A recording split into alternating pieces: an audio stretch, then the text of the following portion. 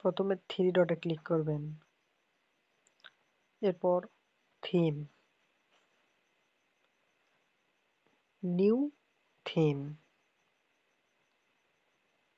Background image click করবেন, তারপর gallery click, তারপর গ্যালারি থেকে যে কোনো একটি ছবি সিলেক্ট করে নেবেন। যেমন আমি এইটাই নিলাম, ছবিটা একটু ঠিকঠাক করে নেবেন।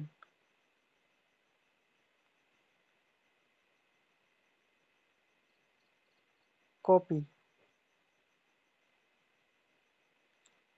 সেভে ক্লিক করবেন, তারপর সেভ অ্যান্ড অ্যাপ্লাই, উভয় মোডের জন্য সেট করুন, এখানে ক্লিক করবেন। ওকে,